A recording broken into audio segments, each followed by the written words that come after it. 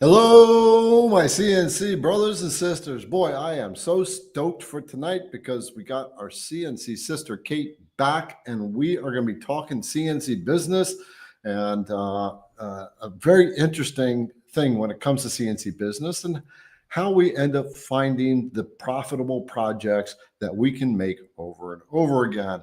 And it's kind of interesting that this is a very common issue. What projects do I make? So we're going to dive into this, and Kate is going to share with you uh, uh, not just what she has come up with. That's actually turning over a decent revenue, but surprisingly so.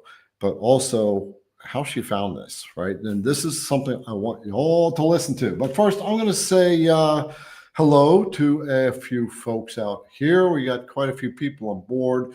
There's Randy and Kevin and Ralph and Bill, his brother Bill, and we're going to be popping some of our names up on the screen. Robert, what's going on, Robert? Seeing some new names here. Hey, Ron, Mark, Darren, got Virginia going on here. That's from Richard. And Weston, New York. That's David.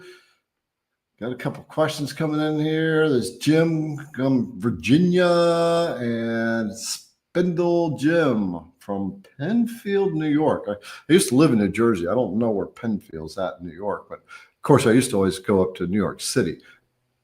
And Jeff and Backyard Shop. Hello, hello. All right, so we've got lots of folks on board already, and we are going to be discussing business. This is going to be a really interesting show for you guys today because so many people ask me what products do I make, and they're always asking all the time. So you're going to get really good insight tonight. We are going to be doing a special a giveaway, our standard Wednesday evening surprise giveaway at some point. I'm going to bring the ladies on board, and I think Liberty's having a little bit of issue right now. So I just want to let you all know who's in the background here, who is managing your questions and dialoguing with you. We got Julianne, the IDC Woodcraft administrator, and there is Liberty, the lady who manages the shipping. These are the two ladies that actually wear the pants in the IDC Woodcraft family. I just do what they say. So they'll be in the background, and at some point they're going to pop in randomly, and they are going to do a giveaway. So, and we got another little special going on. So if I don't mention it about 15 minutes, remind me about it, because it was a last minute little special we are going to do. So ladies will be in the background. I want to bring Kate right on because I don't want to wait. Well, I do want to wait. I want to say one thing. I had a phone call from a CNC brother today up in Canada. His name is Tom. And he started off, he said, Garrett, in the world of CNC today, it's getting so full. He feels like it's getting full and kind of getting crazy. And he says, how do we make projects that sell, especially up in Canada? You know, the tariffs, this crazy tariff stuff is hitting Canada. And so I had a long talk with him about how you find the right people, regardless of where you're at, and the right type of products. And we're going to get into this, but it was such a perfect conversation. And I hope he's here. I told him, Tom, you got to come to this live tonight. So I'm going to bring our sister Kate on. You folks haven't seen her in quite a while. She's been busy doing her stuff. Hi, sister. What's going on? So excited to have you back. Hi, it's good to be back. My gosh, I was just reading through all of the comments, and there are so many like new names that I haven't really seen. It's so hard to believe that we did this every Wednesday for a year. And then it was just like life just bulldozed me over, and kind of had to step away. But I'm so pumped to be back tonight. I'm so even more excited to talk business because I love, that's my number one topic to talk with you about. And then even more excited to share my product with you guys and kind of just a little bit of story, how I stumbled onto things. Because you guys know, I mean, I always have the craziest stories of how I have come into CNC and how I've tripped over project after project. And many of you know also the hardships and the struggles that I've endured with my CNC journey. So it's not always just been rainbows and sunshine. So I'm so glad that you guys are here to kind of follow along with my story a little bit. And I Yeah. also shared some pictures with Garrett and Julianne for tonight, so you can kind of see how this timeline has progressed for me. Yeah. For those who don't know who you are, because it's been like a year since you've been on, other than one time. Yeah. Why don't you share the 5-minute backstory of how we connected and what we were doing that was live, and then we'll start to get into this whole story of this nice, new, exciting development. Oh my gosh. Okay, so what's it been, 2 or 3 years since we connected? We'll just say 2.5, just to balance it out. All right, so about 2.5 years ago, I ran into Garrett on YouTube. I was watching all of his videos. I was brand new into CNC. I didn't know beans from apple butter about it. I don't even think I had my machine yet. But I had taken about 6 months while my machine was being assembled over at Onefinity. And I reached out to Garrett because at that point he was still doing one-on-ones. Can you guys believe that? But he was doing personal one-on-ones, and we started talking and having all these conversations, and he was helping me with the issues that I have had, of course. And on top of that, I started, really working into the business. I had a successful paint party business that I was moving out of and trying to transition the paint and stencil type sign into a carved sign, because I was watching the market progress. And the wood signs with the stencils were just really oversaturated. So I was looking to do something different to up the ante for my business and for my paint party clients. So we kind of transformed that a little bit. And then it just, I don't know, business didn't take off as wide as well as I expected, and I struggled. And so Garrett and I went into this mentor series here live on YouTube. And we did it for maybe was it about 6 months? Yeah, 6 months. We had 10 mentoring. Yeah, I think so. Yeah, something like that. And then we went on and we just kind of took it out of the mentoring and started answering questions and what have you. Yeah, it's just kind of spiraled. So from those mentoring sessions, I learned a lot about business. I learned a lot about myself. You asked me a lot of really hard questions that I personally was not prepared to dig into. There were many times that I would, you would call and we would be in the middle of talking and I would just start crying, and you were like, oh my God, stop, what's going on? And I'm like, listen, I am struggling hardcore. My business isn't doing what I need it to do. I'm struggling with my products. I'm struggling with just everything. And you really helped bring a lot of insight into how I could grow. And you really turned the tables literally upside down on me. It made me really look at the situation from different perspectives. And from then I could see the true growth, where I was struggling in the areas that I needed to transform. And then I was starting to see a little bit of growth. So with that being said, we started I was doing a lot more CNC. I was doing a ton of epoxy work, things like that. And we just kind of did the CNC, Q&As, you and I, for a good year. And we started bringing on different guests, and that was fun. But in that interim also, I created Women Who CNC. So I'm actually, for lots of ladies that may not know who I am, I'm actually the creator of Women Who CNC, and kind of the woman who put that idea into motion, that it'd be a fun space to have just women only, without judgment and criticism, things like that, and just raw support. So yeah. And so you're working a business, then you kind of stepped away for a while because life challenges, and I think at the same time, based on what I'm understanding in our conversations, you just kind of pull back. You had to pull back from a lot of stuff to get the mental clutter out of your head. And not that life isn't any less busier, but the business, trying to make that business work, which most people do when they struggle. They said, as you use that, they sit on the struggle bus. And folks, once you hit the gold mine, it's no longer a struggle. It becomes it's just like wait, where's all this coming from? But Yeah. so tonight is going to be about how to start to allow yourself to be open to the different opportunities that are out there, because there's so many opportunities in CNC to run a very profitable business and not work really hard. And so what you've come up with is, as you're refining this, it's going to be coming very close to cookie cutter. All right. Mhm. So let's talk about the first thing, is about niching, right?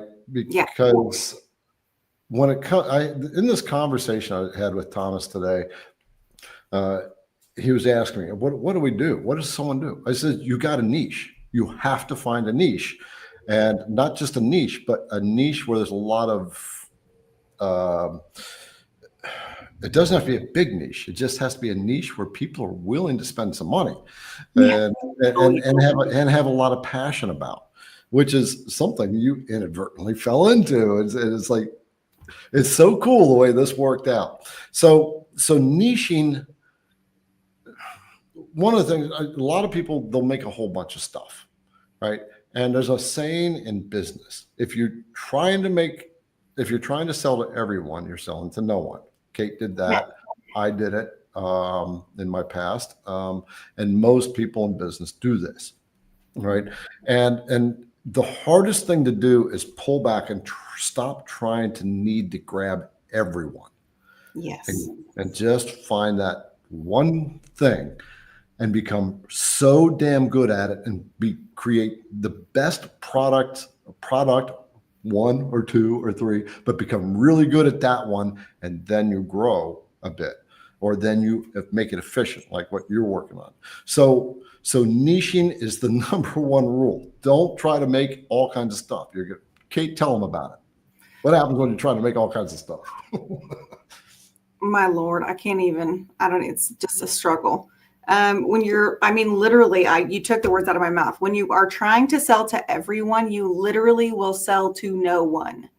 It is, I mean, just carve yourself a sign, right? Like sketch it up in Vectric or whatever you're using, and just go hang it on your shop wall right above your CNC, because that is literally a golden rule to live by. So I was doing a ton of different signs. Like you can kind of see this one back here. It has like, I don't know, it's kind of like a herringbone pattern. And it has like a raised like family off the top of it. It like sits on top of it, and then it's framed. Those were the types of like wooden signs I was doing. I was doing that. I was doing my paint parties. I was breaking into epoxy. I was looking on Pinterest, and, you know, I don't know if anybody's ever been on Pinterest. I'm sure there's hundreds of people that have been on Pinterest before, but it's literally like a squirrel on steroids. You can just go, oh my God, I like that. Oh my God, I like that. Oh, I can make that. Oh, I can like, then you can wander through Hobby Lobby and you're like, oh my God, I can make that. Why would I buy that? I could make that. And then you just go and you try and you make all of these things, and you find yourself in a very big rabbit hole that you have literally dug for yourself, and you are literally falling into it as you are digging, and you don't realize that you're digging because you have all these great ideas, and they're all going to sell, and they're all going to make you hundreds of, you know, thousands of dollars, and you're just going to, you know, become rich off of that. And that is literally a big no. Just stop. No. Put the brakes on, please. Yes. Please, because you're driving yourself crazy. If you are stressing yourself out, trying to make stuff and trying to keep up with all this and be a yes person to everyone, it's nothing but stress. I do want to say, folks, if the questions, first of all, let's try to focus the questions around business, and hold off on the questions for a minute until we get a little bit deeper into Kate's story here. But I do want to throw one thing out. Kate, you're a mom. You're a busy mom. You're trying to run a business. There's other amazing CNC women out here. So at the last minute, I asked Juliana, says, let's create a special discount code just for tonight, 10% off IDC Woodcraft in honor of Kate and all the other moms out there. Use this discount code, Kate mom 10 when you check out, you get 10% off. So in honor of you, Kate, we are doing, because I'm so glad to have you back again. Oh my gosh, I'm so honored. It's really it's been a journey, and my gosh, I could just go on and on about all the things in life, but the one thing that I've always stood by is, you're my faith, my family, and then my business. And those are my three main priorities, because I can do anything with my faith, I can do anything with my family. And without those two, I can't really run my business. So with those two, I will have a successful business. And that's where my mindset has really been. I've always said faith, family, business for years on end, but it has a different internal meaning to me now, kind of what I just explained to you. So finding my purpose, again, having a renewed spirit for my children, and how I approach two teenagers living in my house that are now 15 and 17. Dear Lord, help me. Because it can be very challenging, I'm sure, as many moms know. It's just, I've had to refocus and recenter my entire life, because I literally was going, I was laughing at the comment earlier, from Robert G. Squirrel in a rabbit hole. Absolutely. That was my life. Yeah. Just everywhere. I felt like everything was on fire. I was just spinning my wheels, and I was so frustrated. I really had to take a step back. And you guys know me from, 2.5 years ago. I'm a completely different person now. Mm-hmm. I definitely feel a lot more centered. And I've set realistic expectations and goals for myself, because I feel like you don't have those for yourself, you just open yourself up to everything under the sun to just filter in and cloud those goals in those areas where you're trying to improve yourself and your business. Yeah. So yeah, the cool thing that Kate is sharing here, and the whole point of this as it relates to business, and as we dive into this, is that we can drive ourselves crazy. And if you're feeling like you're trying to do business, you're trying to figure this out, and you're really struggling and challenged, and you're not feeling good inside about it, right? That's the time to step back a little bit and let go of trying so hard, right? Every entrepreneur goes through this. Believe it, we all go through it. And if we haven't gone through it, we haven't earned the right to be there. So if you're on the struggle bus, folks, you are in the right place. Literally. Because Kate, if I can ask this question the right way, for what you're starting to do now, do you think you would have been as receptive to it?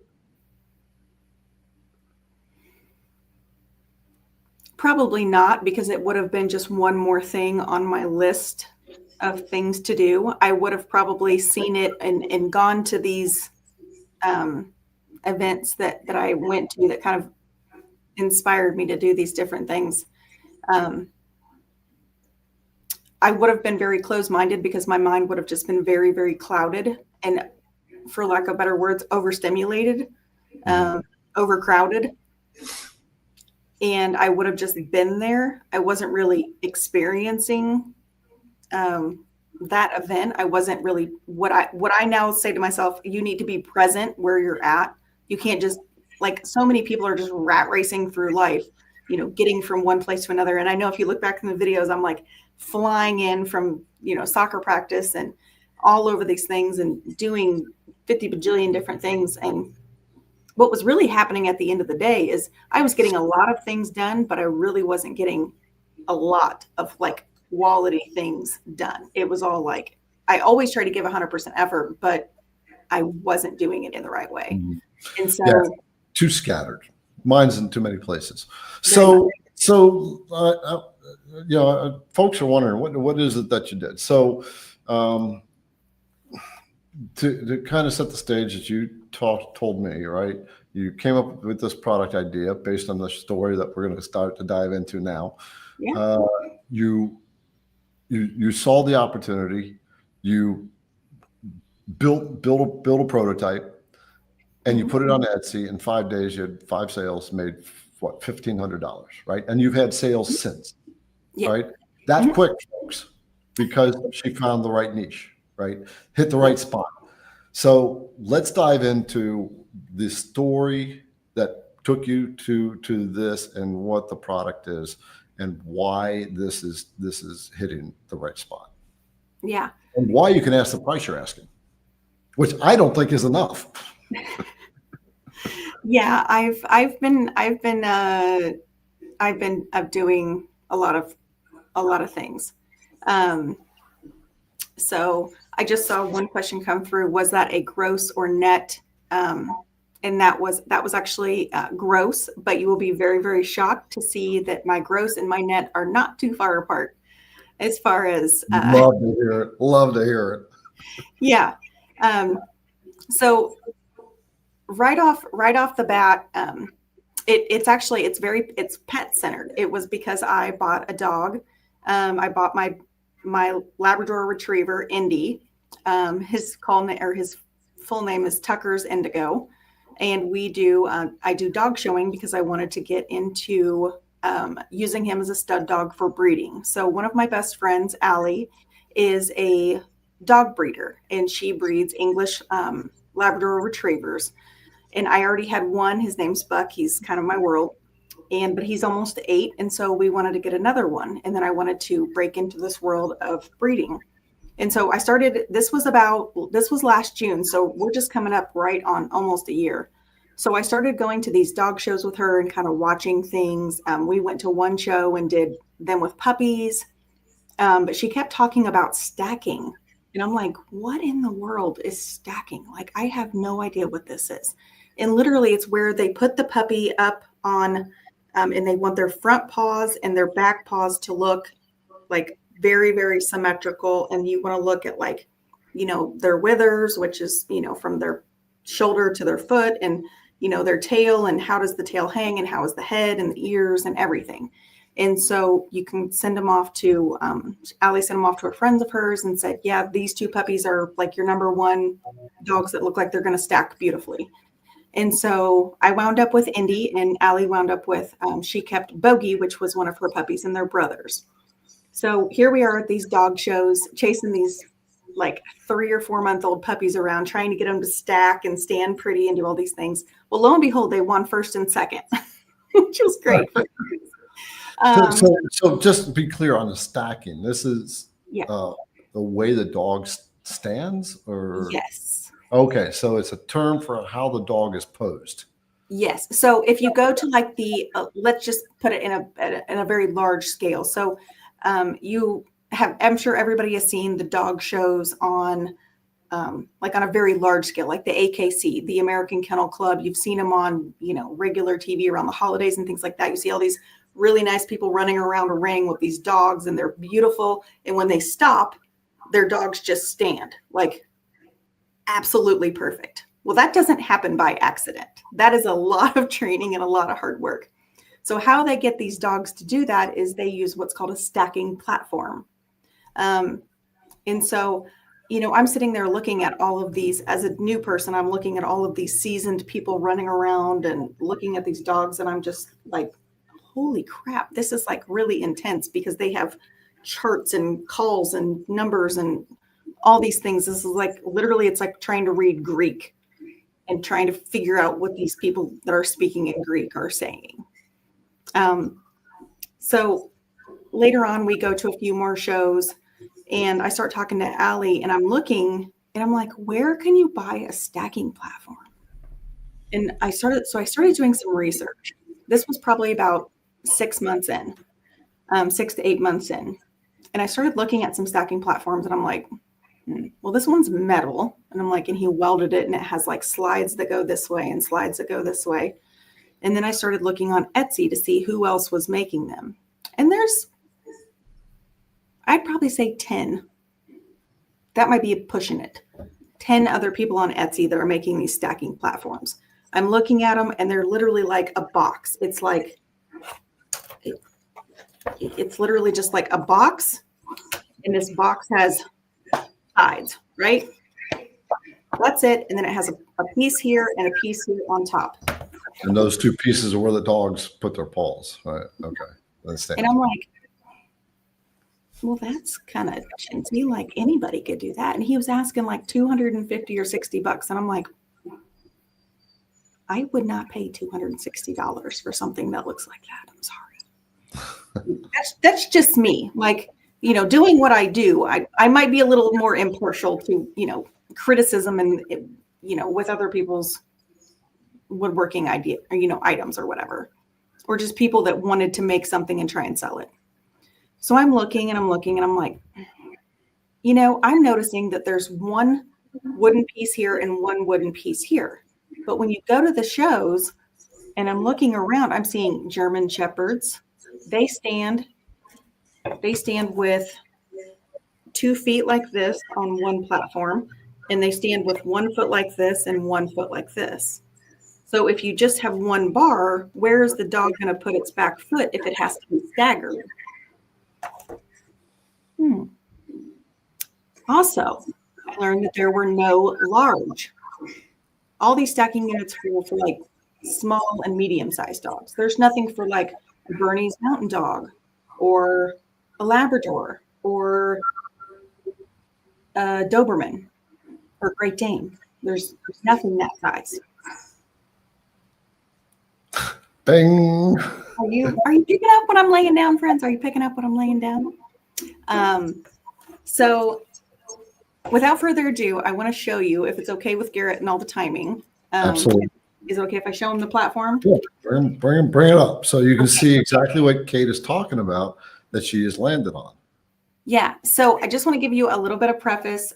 So I just finished getting this one cut today. It's not finished. And I'm still making a couple of little adjustments, playing with different material for the stairs. So you may notice a height difference in the stairs, but just know that those are 2 very different materials. And that's when I make the stairs, everything is the same material.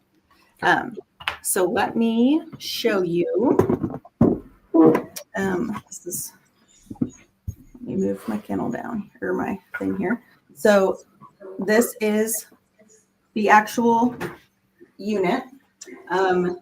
So I can kind of pick this up and you guys can see it. Now, the other thing I like is, like, I was sitting down, so I can easily pick this thing up. So here's the end of it. So I created grooves. So I have one end piece here. This is an end piece here. This is you obviously have 2 end pieces. And then I have a middle bar that will support the offsets for the screw. And then I have one piece here that is a little bit different. Now, obviously, another big thing that I wanted to think about when I was building this was shipping. As everybody knows, that's shipping is exceptionally expensive. And so I wanted a way that I could flat pack this and people could actually store this as well when they're not using it. Because a lot of people, breeders, will use it for stacking if they're selling to other breeders and things like that. So they want to show the puppies stacked. So they may do that when they have litters and then they want to put it away. So the other thing that I did is I made sure that all of the interior pieces here were actually all, I'm sorry, I'm trying to get it in the photo here. But all of the pieces are actually inset. So when the pads go on, they lock in place. Yes, exactly. That's like what you're seeing right here. Yep. And you've set it up so you can position each leg as you want to. So yes. So this is like the German Shepherd that you're talking about. The front paws are on one bar, and then the back paws on one bar, and then the other back paws. And then the front paws are here. So they're standing like this, and then they can have their back feet like this, because poodles stand like this too. Now, this wasn't something that I just sat down and was like, oh, I'm just going to bust this out. No. Now this is actually an order. I have to go back out tomorrow and get this finished up. But this thing is probably one of like 12 prototypes that I did. And let me tell you a little bit about that process in itself. So, you can say, oh, well, that doesn't look too complicated to make. That's not this and that's not that. But let me tell you a little something. When you go to try and build one of these, you start having a lot of questions in your brain. You're like, how wide is a dog? How wide is a German Shepherd? How wide is a Saint Bernard? How wide is a Irish Wolfhound? All of these gigantic breeds, you need to think about the length and the diameter of their paws. You have to think about the weight, the sheer weight of the dog. Are the stairs going to sit directly on the joints? Or are they going to be raised up off the joint? So then that way you're not bearing everything down. How do you, what is the stacking distance in between each dog breed? For a large size stacking platform, what would they need? Or do they need a medium size stacking platform? And the really cool thing about mine is the medium one can actually be used for small dogs as well. So you also have to find like the piece for, what do I want to say? Like, how wide is the paw? So that's something you've got to think about. These are actually made out of pine, but I do have a couple different products in mind, including some different hardwoods that I would really want to look at and do. But not only did that work go into it, just research. But here's the other thing. I went out and am actually showing my dog. So people see that I'm a real person showing my dog. I know, you have to be involved in this world. They're not just gonna, want to trust anybody with some, little product or whatever. You may want to get a little bit more integrated into the community where you're trying to sell those products. They have a better understanding of who you are, and they want to support you, because dog people are very much dog people, and they want to see other dog people, be successful. And when you're in that little, niche community, it's people like, I don't know if I've seen people making like epoxy skulls and, very specific type of items, but those type of items, they're going to those type of events where people would sell that because that's a hobby of theirs. That's why they're doing so well, because they've built up this community of people and they've joined different clubs and things like that. And that's what I've done too. So this has kind of been like a little bit of a year in the making. And I have some really cool connections that are really popular on social media. And I'm going to be sending them a platform so they can start putting the word out for me and sharing and giving me feedback like, hey, I really like this, but could we maybe make this a few inches longer here or a little bit narrower here? So, because you really don't want the dog to have a ton of room to like move around. And that's why every little thing has been thought of, because they go from like puppies to big dogs. And the medium platform sell for about $280, and the large ones sell for $300. No, I'm sorry, $260 for the medium, large $280. I had to think. Okay, and then you have personalization on top of that. Yeah, and I actually don't charge any extra for the personalization. And that's the other thing too, friends. I have learned how to master the double-sided carve. That's been an experience in itself. So I'm surprised you don't charge for personalization. But that's a nice upsell, not upsell, but a nice perk to convince people more just with that idea. So I want to kind of cover a couple of key points that you said for those who are watching and are wondering about this, how you find a product and a niche. And what's the benefit of what Kate did here is, first of all, when you get niched in, you can learn about the market and the problems in that niche that people have a lot easier, and you can really understand them at deeper levels. And when you can understand them, then it's much easier to talk to the people about it. There's one thing in business: when you can explain a person's problem to them, they really like you because you get them, right? And or when you can create something and you're dialoguing with them in whatever way. But if they get, but the point is the reason you want a niche is because you can understand the deeper needs behind it. What she said, she's making a product in the making. She's making prototypes and learning. Wait a minute, I see the whole process. You're making one, and you're going, wait a minute, this has to go like this, and you don't really see it until you actually build the prototype. And so now I got to switch this thing. But and the next magic level is you got involved, right? So you actually had to use something like that to experience that too. So that's the beauty part behind the niche, is why niching is so important. We have to learn to let go of all of trying to grab the whole world. And this it's like IDC Woodcraft, basically CNC teaching fell into my lap, and this is kind of fell into your lap, right? It wasn't something you're looking for, just kind of you're in the right space at the right time, in the right mindset, being receptive, right? That is literally the $1 million word there.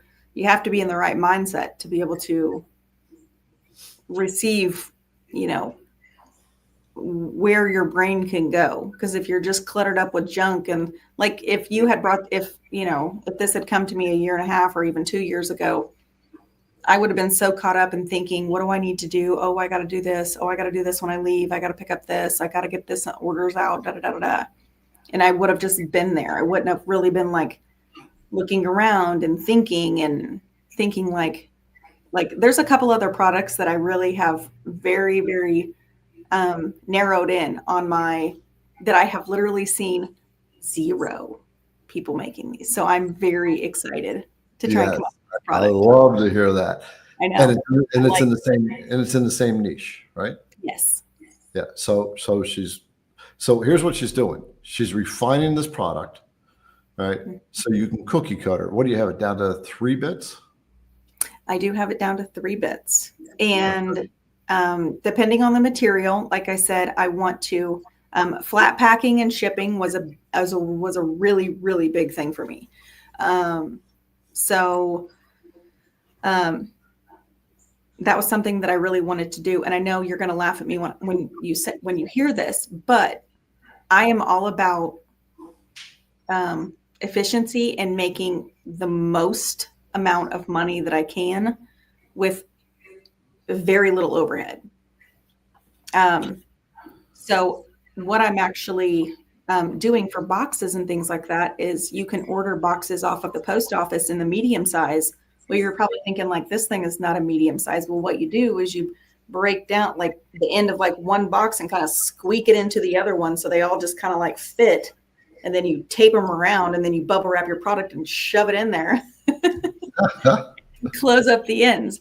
So my boxes are free. I don't have to pay for the boxes. As far as the cost of the actual product, so this medium stacking platform cost me $24 to make. And like I said, I'm selling it for $260. So very little overhead. 3 bits. 2 of those bits are extremely rigid. The other one's just a V bit. And the big one, the large one, cost me $36 to make. So there you go. See, so you've been able to dial this in, and I'm assuming because you're so early on, you still can refine this even better. Speaking of just folks, I just want to remind you, see that little banner going across the bottom where Mother's Day was past weekend, and Kate's a busy mom, and I'm so glad to have her back. We decided to have a kind of a 10% off sale. It's just good for today. The rest of the day, you get anything at IDC Woodcraft 10% off. and use that code KateMom10 as you see it on the screen, and you'll get you 10% off. And we have a giveaway coming up whenever Julianne and Liberty decide to pop in. And Kate, the way they generally do it, they just jump right on. They just kind of command the show, and it's like, okay, Garrett, walk away for a little while, whatever. Yep. So,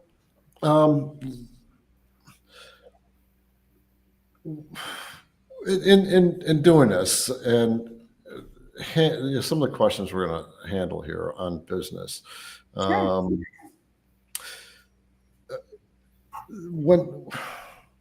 How do you open yourself up to find a niche? And before I say that, I remember when we were mentoring independently, I started telling you, Kate, you got to say no to these jobs. You have to learn no is a sentence that will help you out. And I did not listen, of course. Yeah. No, you didn't. I'm a hardhead. And it was money coming in the door. And when you're struggling, that's what you do. But what happens when you're doing that is you're actually taking away from your ability to kind of see what's out there. Like, I love the idea of like the little lanterns and the pumpkins, and everybody gets on the bandwagon. But what I really love to see is the people that kind of color outside the lines a little bit. Like, they may do something really unique, or they use a different material, or they incorporate epoxy, or, they find a different way than everybody else. And then that's the one that sells. And that's the one that everybody's like, oh shit, this person's doing that. Like, maybe I should go. They're like little lemmings, and they follow that person that's doing it. For, I'm sorry, a lack of better words, but it was really hard. It was really hard for me. I wish that I had said no more. It's kind of funny that this is actually coming up, because I got an email just yesterday. So on my Instagram over on Rise and Shine Wood Signs, which was my business, I had a girl that asked me if I could make another Dave Matthews fire dancer. And it's like a 3.5 foot tall fire dancer. It's like ombre orange. They were a colossal pain in my butt to make. They hogged up my CNC for, days on end with the painting and the epoxy drawing and the coloring and everything. And even still, after everything that I've learned, I want to go, absolutely, I could make one of those, because it was $300. Who wants to say no to $300? But I have to say no, because that takes me out of where I need to be and where I need to really be focusing my energies, because the time that the 5 or 6 days that it may take me to make that thing is 5 or 6 days I could have been sending out emails, reaching out to contacts, working at my Etsy shop, doing more, doing better serving the place that I am now, not where I was. But it's kind of like, for those of you who don't like hunting, I'm just going to use this metaphor. It's like having your sight on the moose, the big game, right? And then you see a squirrel. Oh, I'm going to go shoot the squirrel, right? Now you've lost track of the moose, all right? There's a guy out here, Jeff, I talk to all the time, at Windy City Smokers, and he makes upscale bourbon smokers. I bought 3 of them. I bought 3 of them off of him. $260, $290, something like that per smoker, right? This is a thing with this niching thing, and learning to try to create better than other people, or hitting something that people don't do as well. And that is, you got to upgrade your own thinking. And also,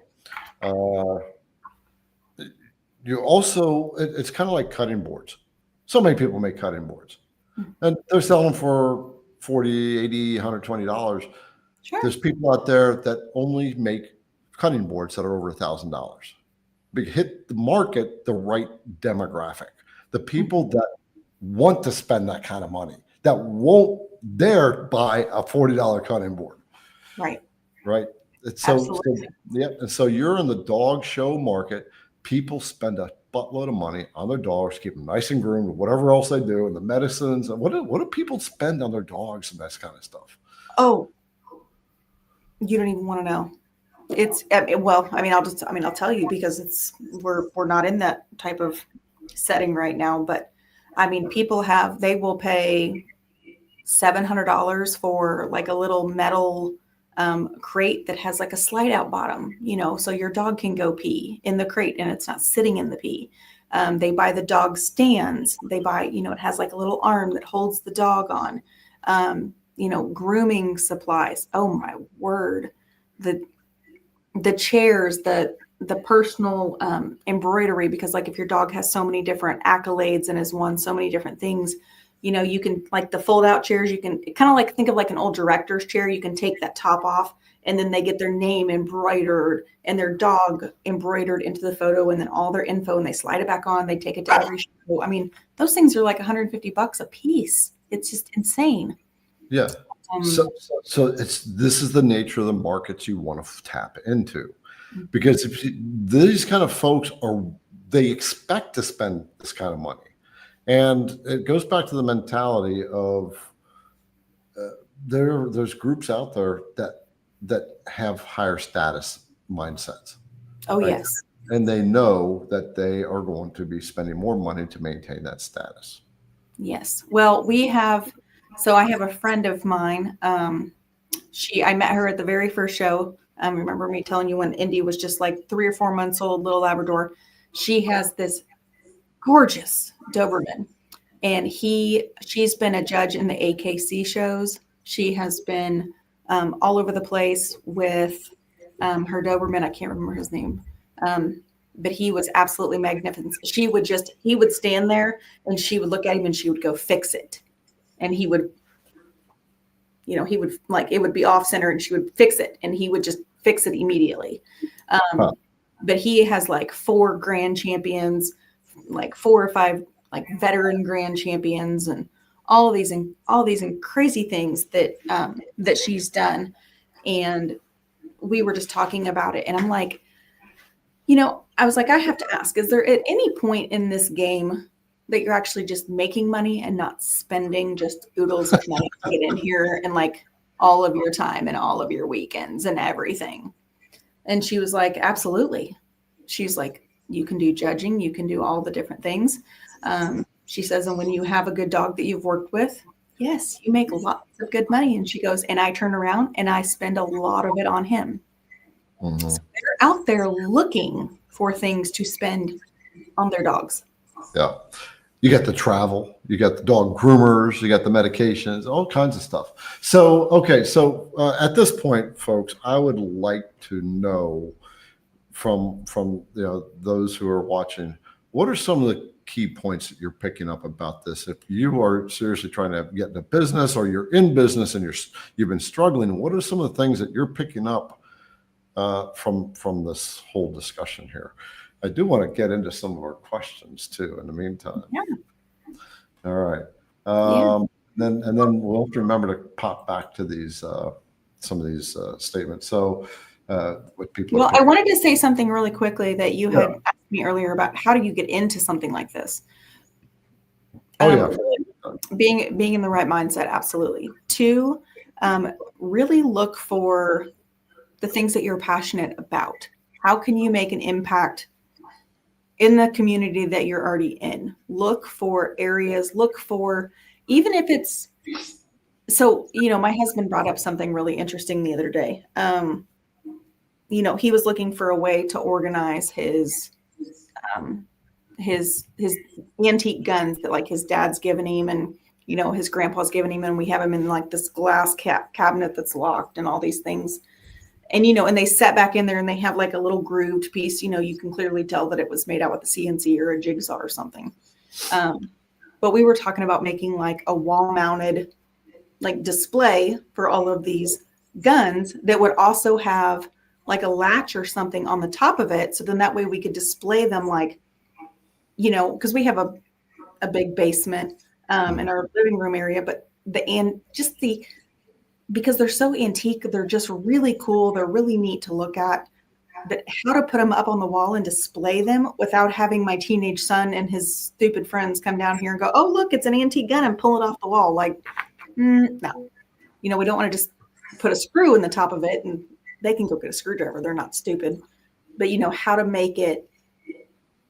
He's, so we're just like sitting here, like looking through all the different ways that you could do something like that. But if you're into guns and ammunition, maybe look at like, those lock boxes or those hidden wall cabinets. Boy, man, I would love to have one of those things. They're crazy. They're really cool. Yeah. Just find something that you're really into and look closer at the market in the area and see what you can find. Yeah. The cool part about, if you can find something you're already into and you step back and see what people are trying to do, or maybe have a brainstorm idea of some kind of challenge people have, and you say, hey, wait, I can make a product that will do this, and it'll solve just a common problem, everyday problem. Someone's got a bunch of people make these homemade contraptions to do something. And you're like, oh, well, we can make a product around that. Why not? Yeah, absolutely. Yeah, but it requires mental patience. I think mental quietness right? With IDC Woodcraft, when I started it, I just got a CNC router because I wanted to make a product, words, like positive words, wealth, mounted them on a board, abundance, prosperity. And I started playing with the CNC router. So wait a minute, I know how these things work. All right. But I paid attention to the problems I was having as I was learning them. I know how they work because I used to be in CNC professionally. But as I was working with it, I was like, all my problems I was having. One of them was, where's the starter set? How do I know what bits to get from a starter set? And nobody had anything like that. So I started a starter set. Yeah, and now it's turned into a full-blown CNC router company. Yeah, with an amazing team that I totally rely on. They're totally trustworthy. They take over the show. It's kind of funny, Kate, the way the business has matured in such a way that the team just managed it all. I'll say, hey, shouldn't we do this? And Liberty will say, oh, we did that 3 weeks ago. Right? It's like, okay, cool. Yeah. But it fell into my lap. I was receptive to it. I was aware of the problems, and I was passionate about teaching. I wanted to solve the problems that people had. You ready to handle some questions? Let's do it. All right. Let's try to keep your questions centered around business, the actual CNC carving technique related questions. We're going to pass those up today, and then you can bring them back next week. So this came from Richard, recommended shipping sources for small crafts to USA locations. Shipping sources. So I personally really like pirateship.com. Yep. That is a huge one for me. Because my product is over 18 inches long. And so a lot of places will really jack up the price on you. It can cost you up to like $26 plus just for over 18 inches on top of the price. But Pirate do that. That's a really another cool thing that I can do this because I can flat pack it and I can get it into those boxes from USPS. If I am shipping at UPS, what I'll do is I'll take like butcher paper or something to that effect, or like the rolls of like the brown paper, and I will just wrap it like a Christmas present. And then I have like some stickers and I have like some fun postcards and things like that I can put into the product that, says, thank you. Here's how to find me if you have a problem. I basically just created it and put it up on, sent it to Staples and said, here, make these. Same-day service. That's great. Pirateship.com. That's what I started off with. I hope Liberty was having audio problems, but Liberty does fulfillment for IDC Woodcraft. So she's very involved in all the various shipping aspects. So she can probably lean in on that one too. If you're ready, Liberty, can you? Okay. All right. Bring her up. So Liberty does tons of shipping. She is like the shipping goddess of the world. So what to Richard's question about shipping sources, small crafts in USA, what are some things you provide people on that end? So as far as like where to ship through, I've heard great things about the one that Kate was just talking about, Pirate Ship. I've used Samcart. It is not my favorite. And Shopify so far has been my favorite. I've looked at a few others. And as far as when you're shipping your stuff out, the biggest thing that I would, like Kate said, you have to watch out for your package sizes. And save yourself time and money and try and standardize your package sizes as much as possible. If you can standardize them as much as possible, you can not only buy your supplies for shipping them in bulk, which will save you money in the long run. But then you can also you can have deals with, the USPS or through your shipping system that will help you kind of cut down on your background costs. Yeah. And for folks who are shipping various size products in the U.S., is there a shipping service that you would encourage them over another? USPS, UPS, DHL, Emory, what? So U.S. shipments, I would say, when you're getting at a larger packaging, it really is easiest to go with UPS. Internationally, DHL has been one of my better ones. It's a quicker service, and it's very customized. Like I use my shipping system, but then I go over to my DHL and I've got settings that I can preset in there, as well as I can just input my couple of things. It takes me 2 seconds, and then DHL is picking it up at my door. Yeah, yeah. Of course, on our end, we're a lot more advanced in our shipping because we ship such high volumes. And whatever people get tonight with that special discount that we're doing for tonight, Liberty will be the one handling that and sending right in the notes. All right. Anything else you might want to throw out as a tip for people shipping stuff? I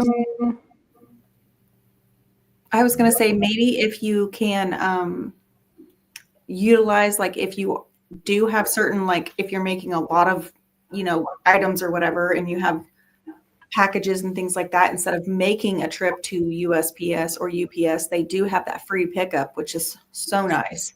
Yep. You kind of have to have like a centralized location, make sure obviously your products aren't sitting out in the rain, stuff like that. But as long as they know where to pick them up, they'll come straight to your door and get them, which is amazing, because the closest post office to me is about 15 minutes, and UPS for me is at least 35 minutes one way from my house. Yeah. Okay. Yeah. Yep. All right. Thanks, Liberty. The nice thing about Pirate Ship, it is an easy online service to use when you get back to that. And they do have contracts with the Postal Service, so that you actually get a better price through pirateship.com. Yeah, it pulls them all up. So like for me to ship this, it's about $30.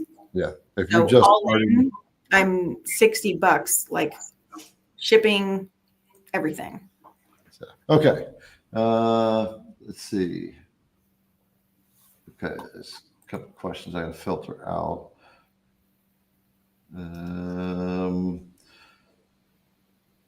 So let's see. Someone was asking about they emailed you. So Kate is not doing what she used to do. It may have been for a one-on-one or something like that. But Kate's business is shifting now, right? So do you still help people, or how do you work that? So some of my really like students that I did repeats with, I do stay in contact with, just because I had, it's just more of a friendship that I kind of built with them, but they'll reach out to me occasionally and say, hey, I had some questions and stuff like that. But they have like my personal email, how to get a hold of me. But John, if you're trying to get a hold of me through like maybe the IDC website or something like that, no, I wouldn't get those emails. Yeah. So I'm not sure exactly how you're trying to reach out to me. Okay. Robert is saying, how many projects should you sell your first year?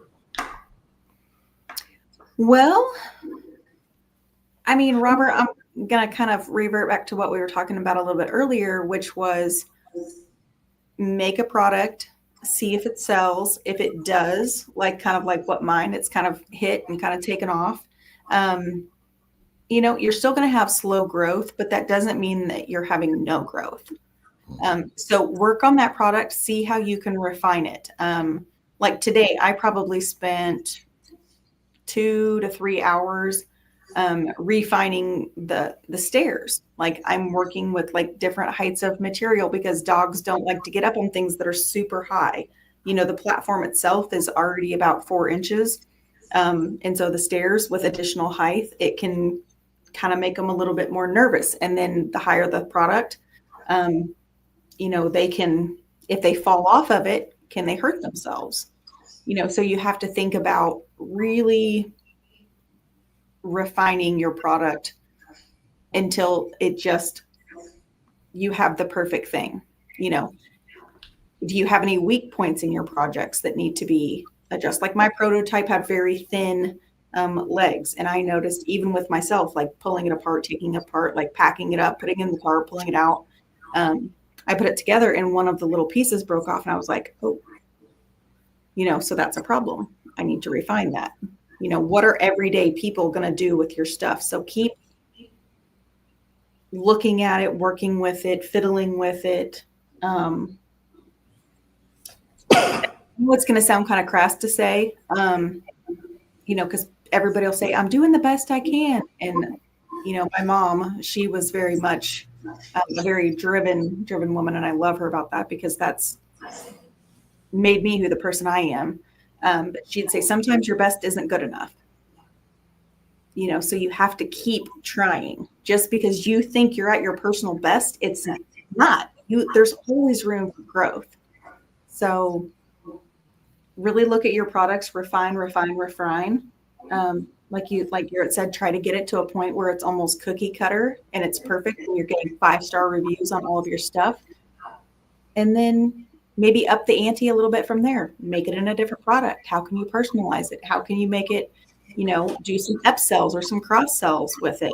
Can you add another product that would work in conjunction with the product that you already have? So if they see this, they're going to go, oh, well, I really want that. And then they're going to have two. So you don't just have one sell with a really great product. You have another product that you're still working on and still building, but you can still sell and cross sell and then upsell as well. Yeah.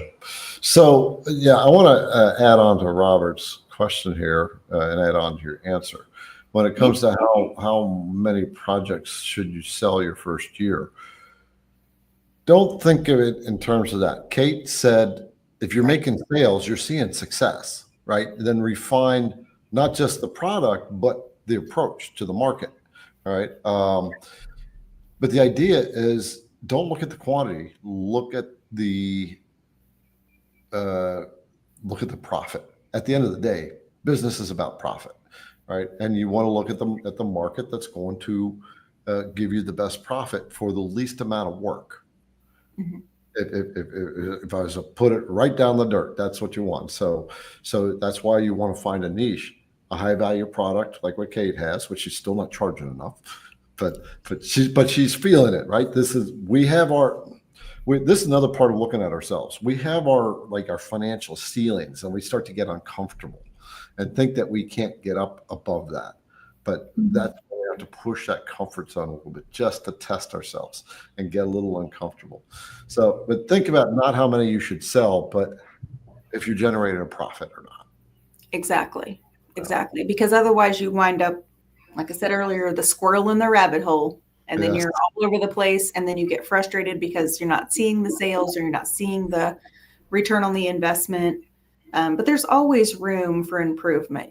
How do you refine your shipping process? How can you, that's all I've thought about today on top of working with the stairs is, okay, so I'm offering personalization. I'm offering custom color and I'm offering different sizes. So what can I be doing in the background to reduce my turnaround time, because like I have a 2-week turnaround time right now, only because, you know, it's a new product. It's a personalized product. I wasn't 110% comfortable with my double-sided carving and getting all of that nailed down. So I wanted to make sure I had time. But I'm sitting here thinking, okay, well, I can cut the side pieces. I can cut the end pieces. I can sand everything. I can get everything ready to go. And then if I get orders in, the only piece I need to cut is the front piece. And I can cut the stairs. And like, so this is one of like the center stair, right? So I spent time refining it today to where this would be fully in the slot, you know, and then raising it up a little bit. So all that heat and all that like pressure from the dog isn't down here on the joint. So this is just a little bit taller than like this, a little tiny tweaks you got to make this stuff work. Another reason for niching. So, and then like this, like, you know, the like laser engraving, you know, so it has all of my contact info. That's really important too. You know, are you branding your products? Yeah. But like, I didn't even tell you guys, don't judge my Etsy shop too harshly, okay? Because I literally was like, I'm going to get this thing up and I'm just going to see if it sells. And you just started selling. So that's the other thing. She just took the jump and started piece something together. We don't have to be perfect. We just have to start. Yeah. Yeah. So Lewis said, how do you find the product and the niche? I am planning on creating 10 different types of things and see who sell, if any, and go from there. So, Lewis, I want to say, for the folks who are interested in this, we can throw lots of mud at the wall. All right. We don't want to. In the beginning, what we do is we pretty much do that. Let's make something and see if it's going to work. All right. So what we want to step back and say, first of all, is there a market for this? We don't want to make stuff that we think is cool. We want to make stuff that they think is cool. All right. So we have to get out of our own head. I mentored someone who they made this really weird thing on their CNC and they just wouldn't let it go.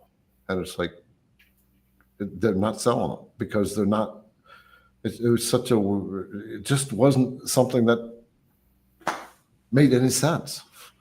Yeah. But they were doing it. It was theirs, but we have to be willing to let go of what we think is going to be the right thing. Right. Yeah. How would you answer this question or his statement here? I think very, very similar to yours. Again, Lewis, I would look at what is most interesting to you. So just by looking at your profile picture here, it looks like you're a professional businessman of some kind. Look at the profession that you work in. Do people need maybe plaques for, their desk, or something unique that maybe you would need in your specific field? Is it something maybe you need for your car while you're traveling? Is it something that you need for, I don't know. I don't know what you do. I don't know really anything about you, but there's a lot of insight if you stop and look around and think, oh, I could use something to really like hold all this so it's not such a mess. I could create something for my desk. I could create a something, and a lot of people will purchase things from you because you're you, and they want to buy from you and they want to support you. So discount that either. But you also do need to have a good product. So I really don't like the idea. I'm just going to be really honest, because I can feel my pain like radiating to you. I can feel all of the struggle that you're going to have trying to create 10 different types of things. Yes.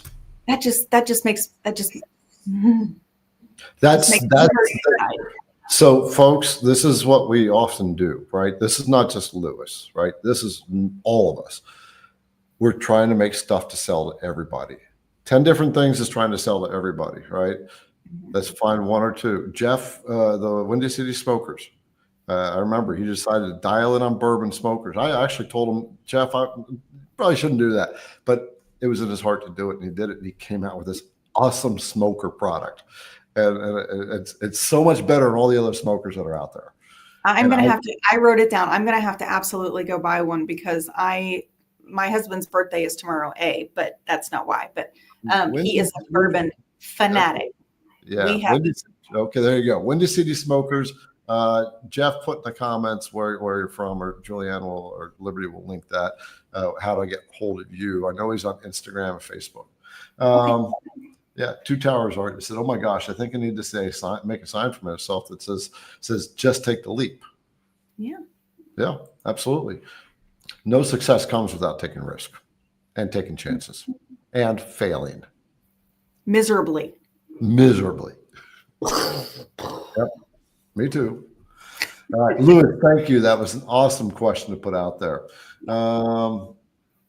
And don't think we were hating on you. We are just being very raw and very real with you and letting you know that like two people who have struggled and rode the struggle bus. We didn't just ride it. We drove it. We got a t-shirt with it plastered on the front of it that said we were on it, and we took a vacation on it too. Yeah. Because we don't want that for you. We don't. When you're sitting in the corner and you're holding back those tears, you know you've hit that point where something has to change. All right. Absolutely. I've had those days where I just cried my eyes out. All right. I know Kate has had them too. Yep. Carly says, what elevator pitch for selling in stores or at shows? Well, Carly, I'm going to be really honest with you. I don't have an elevator pitch. So there's a really big show coming up in Lebanon in September, and I do plan to be a vendor at that show. But what I am starting to do, instead of sounding like a salesperson, I'm going to have my tent. I'm going to have the people that I've made contacts with ahead of time that will have kind of put that out there on social media. I'll start building a little bit of a social media, or I have a social media account, but I haven't done a lot with it because I've been focused on getting this built. But I don't like to come across salesy. That's just not me. But what I will say is something to the effect of, people who have seen my growth being in the community, some of them may ask because it's mostly labs. I mean, I have 2 labs of my own, Buck and Indy. And in the lab community, in the dog shows, you start to get to know those people, and they're going to see your progress, and they're going to be like, well, what are you doing? Or what are you doing differently? Or, we have all this time in between sessions. And so you start asking those questions. Well, I built this really cool stacking platform. And, oh, by the way, I'm actually a vendor here this year. Like, you should come over and check out my stuff. Or you should come over and check out my platform. I'd really love for you to see what I'm doing. Or, since we're here at the show, I could give you a discount on one. But if you order it off my Etsy shop, you're going to have to pay full price because I can't really discount things on Etsy for just certain people. Yeah. Because Etsy has rules about that. Yeah. What Kate is saying is relationships matter more than trying to sell. And nobody likes to be sold. And we're all smart enough to know when we're being sold to. Right. Mm-hmm. So you have to think on that end to not approach people in that way. Build the relationship first. Don't. For IDC Woodcraft, I built my business based on teaching people and giving them value. Mm-hmm. Right? If I just did what a lot of the other companies do and just throw sales at you, by the way, we got a little special sale going on tonight, but in honor of Kate. But if I'm just doing sales, eventually it's like, we see through it and we don't like it.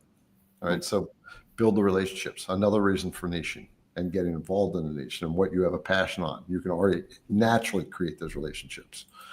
Yeah. If you got to create an elevator pitch, make sure your elevator pitch creates curiosity. Don't tell the whole story in the elevator pitch. I teach, I give people purpose after they retire. That's a good little short 1-minute elevator pitch that goes, really? What do you do? All right. And then you dive into it. Okay. Ken, Kate is saying, he says, Kate, do you have a patent on your product? That's a lot of work you put into it. Oh my gosh, yes. I put a ton of work into it. I'm actually working on working on the information with a patent. So I currently have an LLC, and my attorney that created my LLC, I've been in contact with. So I am definitely looking at the patent idea and having those conversations. It's not something that happens overnight, obviously, but it's worth looking into. Like I said, there's nothing else out there that's like it, and I could easily see other people starting to want to try to do something like this. But the really cool thing about it is, I mean, I know here in our community, like you guys probably see it and you know what I've done and what toolpaths would use and things like that. But to your everyday average person, unless you're a big manufacturing company over in China or somewhere, you're not going to know how to put something like this together. This is not something you could create with just a scroll saw or a jigsaw or something like that. This is not these measurements. I mean, oh my God. Yeah. One thing about patents, folks, so you kind of alluded to this. If you're a big company and this is multi-million dollars that we're talking, then you really want to consider patents, right? Mhm. Kate, like any other business, is going to start seeing knockoffs as they get successful. If some market says, oh, I can make that too, right? But Kate's going to, number one, have the best product first. She's going to have the relationships built, right? And that relationship building is what's going to lock her in. Mhm. So we have to expect that other people are going to step into our market and try to copy us. Consider that a compliment, right? And don't get mad. Just say, dang, I must have a damn good product if they're doing that. Build the relationships. So Larry's saying, do you charge extra for shipping or is it included? So actually, I have it included in the price on Etsy. And again, that is another reason I do want to reiterate the fact that I did want to have something that I could flat pack and that people could pack away. So in talking about, shipping and things like that, what I have considered doing is creating a box or a carrying case and selling that as a separate upsell / cross sell for the platform. If you want a box, I can also personalize the box for you if you want. So then that way it can be stored away, because a lot of people are getting them, like this one's was a custom order. It was black. And black, as you know, can get dirty very, very quickly with, being out in the garage, being on the ground, grass, stuff like that. So they may want a case to keep it nice because they paid $300 for it. So, if the case is an extra $50 or $75 or whatever it is, and it's got a nice handle and some latches and nice hinges and all the things, that's a product that I could very easily make and sell and, tack on. So the other cool thing is once you refine this so well that you say, okay, we're at a good level, right? Mhm. You've got it streamlined. And all you basically have to do is, it's cookie cutter, right? And then you just have the customization. When you're finding a niche and you got that one product, folks, master that product until you get so good and that's virtually selling itself. Then you move on to something else, or you start looking at the little side things, like Kate said. What will complement it? What's the other need within that niche? Say no to outside the niche, right? And it's a tough thing to do. It really is a tough thing to do. Yeah. Before we get to this, for those who have jumped on, you don't know, this is Kate Tucker. I know I'm saying this a little late reminding, but Kate, who was on the regular, we actually had this show going for about a year together, and then she had to move on, take care of other matters. And so I kept going. So now we got Kate back for a visit, and she finally hit the niche, right? A niche, and just threw an Etsy store up and had 5 sales in a week, and you've had more sales since. All right, so Yeah. and you're making On a $260, $280 product, you're roughly making $230 off of them. 220, 230 per unit. Right. So it's a nice little product. And as it gets more refined, it just gets better. Right.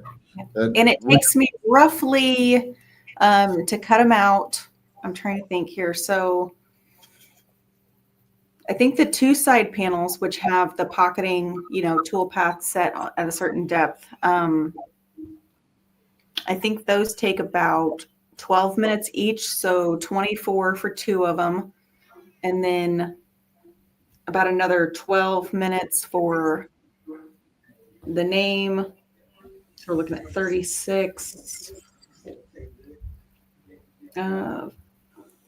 46. And then a bit change. I mean, I'm looking at maybe like an hour and 15 and some change to make one. And that's just the curving. Now that's not like the wood, I obviously like sand it when I first get it. And then I'll stain it if I don't already have it, all the pieces cut. Because like I said, I'm just in that beginning phases. Once I get out of getting cut up on my orders, I'm going to start cutting pieces that I can cut so they're ready to go. So when I get an order, I just need to stain it, double-sided carve, and out the door it goes. So you're using 3 bits, the Beast, the Badger, and a V-bit. 90V. 90V, and which one is that? Are you using the one from the Jenny bit, or No, just your standard quarter-inch 90V. This guy right here? That's it. Okay, so Kate has refined it to 3 bits. Can't wait till she dials it down to 2. And actually, you know what? I would probably, I love the Beast. I do. But the material that I'm using is it's a little over an inch thick. And so the only reason I'm using the Beast is because I broke my hog. It was original hog when you first sent it to me to like demo it and try it out. Since the hog's been released, which has been like a year or more now. Okay. I haven't broken it in all the demos and everything I've done, but I wasn't paying attention, and I hit a clamp with it, and I was like, I wanted to cry. We'll send you a replacement. I would love that, but all right, let's try to handle a couple of questions. At some point, the ladies will come on and do this, whatever giveaway they're going to do. Yeah. We got the 10%. Hey, do you want to? Does Julianne want to pop up some of the photos that I had sent you guys to share? Yeah, by all means. Do you have them, Julianne? Okay. Yeah. So these photos are. I don't know. Some of them might be from. I just thought they might be kind of fun to share with. Just going to see what you're doing behind the scenes with this whole product thing. Yeah. We got 14 questions in queue, and then of course ones that they haven't starred because we are just because we're getting towards the end. So questions we won't be able to handle. But yeah, so I guess she's working on them. So let's handle another question from Frank. What is your daily, weekly routine for business? Do you think he's asking you or for me? I think he's asking you, since I don't make product to sell like that. Okay. Right. So Frank, since I'm a working mom, I normally start my day out in the shop around 9 a.m. I usually get up about 6:30. And then I do my stuff around the house. I need to do, housekeeping, getting kids to school, breakfast, dishes, cleaning up, getting things ready for the day, running around here like a wild person trying to get stuff done. I'm usually out in the shop by 9. I sit down with my computer. I look at the orders. I look at, any messages, emails, things like that I need to respond to. It usually takes me about half an hour to do that kind of stuff. And then I usually get moving. I have my boards. I have my sawhorses set up. I have a big, 30 by 48 pole barn. And then my shop is attached to the back of that. I don't know. It's like a 15 by 38. It's heat and air conditioned where my CNC is. So I'll go out into the pole barn. I'll do all my staining, boards, anything like that.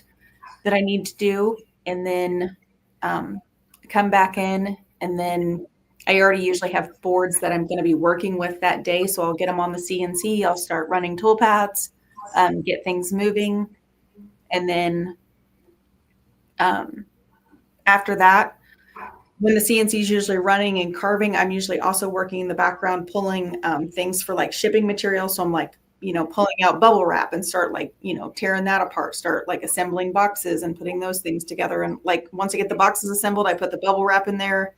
I have a card and some stickers and some other little fun little things that I'll like candy and stuff I'll put in there with them, ready to go. And then when that's done, I usually go back to the machine, change the bit, run the next tool path, keep going. And then by the time that's done, I'm usually pulling parts off. I have some sanding and touch up to do on the parts. So I usually get going on that. Oh yeah, there's Indy. So obviously I'm in the white jacket. And that's our lab. This is the judge that was looking at us really closely. That was actually I won third. Ooh, there's feedback. Third in groups, which was pretty cool because there were about 12 dogs that were in my group, and we got third. So that was pretty cool. Yep. So this is what they do as stacking. This is the position that they want to see the Labradors in, or any other dog for that matter doesn't have an offset position. They want to see those two front paws. But this is basically the stacking unit, and the stacking platform basically creates muscle memory for the dog. Okay. So you can see he also won best of breed in there. So that was really cool too. So. Oh, here comes another one. Oh, that was one. Honestly, this was just sheer happiness right here. Using it actively. I was just super pumped. We won. That was right after we won groups. I have that big green ribbon in my hand. This was our third show we had gone to, so I was just super freaking excited. I was just like, that's oh cool. my God, it works. I was looking at some of the comments that people are asking what they've been getting out of this. So, folks, I have been looking at those comments, and I'm glad to see what people are getting out of this. They're definitely getting on the right stuff. Yeah, there's that big green ribbon. So for our third show, I was pumped beyond. And this is like a fun little thing. I don't know if there's I think there's one more photo of all the ribbons that he won that day. But he got best in breed, best male, female, best of winners, first place, second place. He got all kinds of ribbons, but like making ribbon holders. Yeah, I was just going to say ribbon holders for dog shows, ribbon holders for runners who get marathons all the time, right? Yeah. The little 5Ks. They're people that are addicted to those things, and they collect their medals. Yeah, I used to have a client when I worked for Edward Jones. I had a client.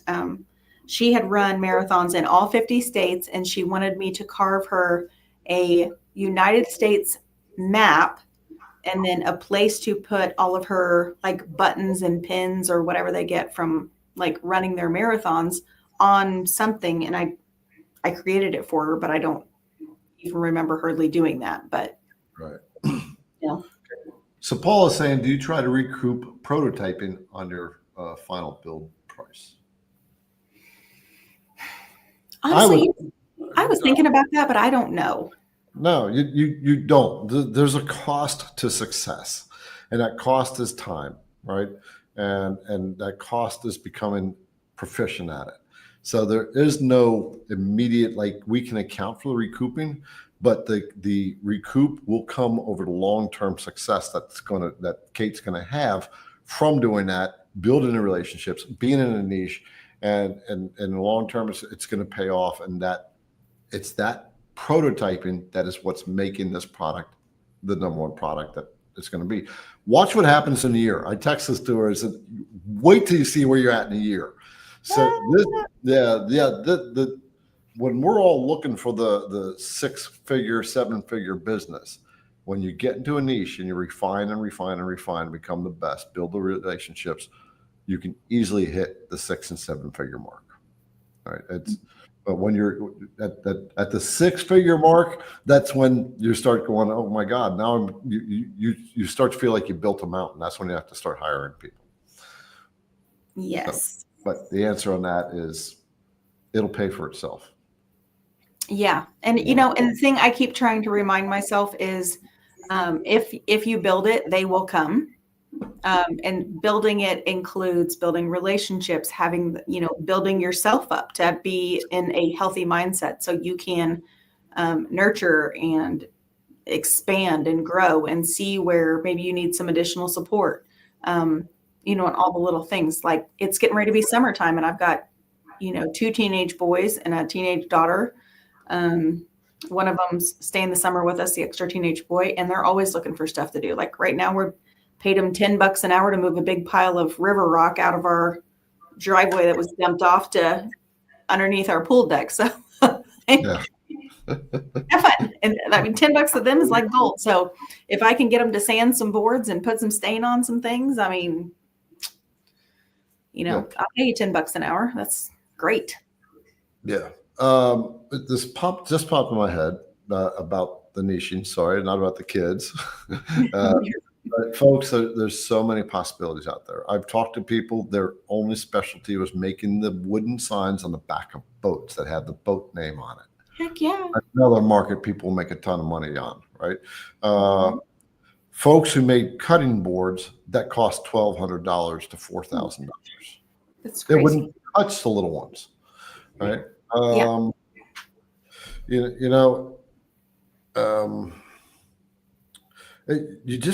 have to be open.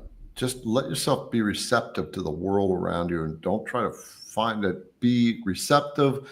Ask yourself the question over and over, what is a good product? But don't try to grab it. Mm-hmm. Right? It'll come. I never understood that. I really, truly, in my heart of hearts, I was like, I want it so bad. I can taste it. Like, I don't even know how to really fully explain the depth of it. I don't even know. When you said just let go and just be be present in what you're doing and it'll come to you. And I was just so caught up in hell-bent on finding something that was going to be it. Mm-hmm. And I mean, now I'm not going to lie. I mean, it has taken me a year and a half, 2 years, but I feel like unless you're just like an instant success, like Ryan Drapella with his, wallet and key and money holder thing like that thing, that product, wildfire, like stroke of genius. Yeah. It came to him in the middle of the night when he's bawling his eyes out. Right. Yeah. I love his. Yeah. He paid the price. Right. You paid the price. When you want it so bad and you're not willing to give up, but you're willing to finally let go, mm-hmm. It'll come. Yeah.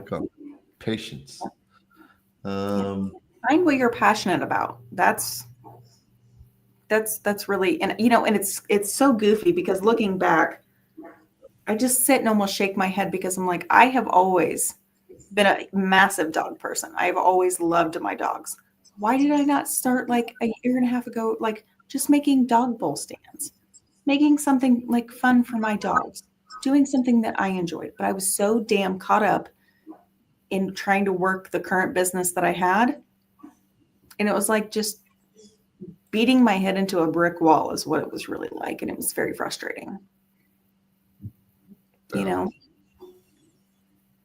So I was going to show the design again real quick while you were looking at a couple questions. I know we need to do more because I know a lot of people jumped on. Yeah, absolutely. Yeah, I'm just scanning the questions because I'm looking for the finding the niche type of questions. No, you're fine.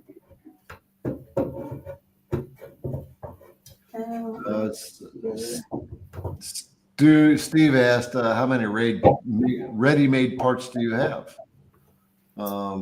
Except for the personal pieces.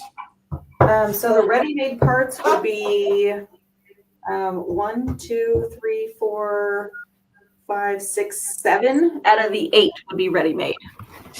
Yeah. So You don't need to build up a lot of inventory, but if you know you build one or two, and if it's moves, then you build another one. You can so tell people I have to look at it. Go ahead.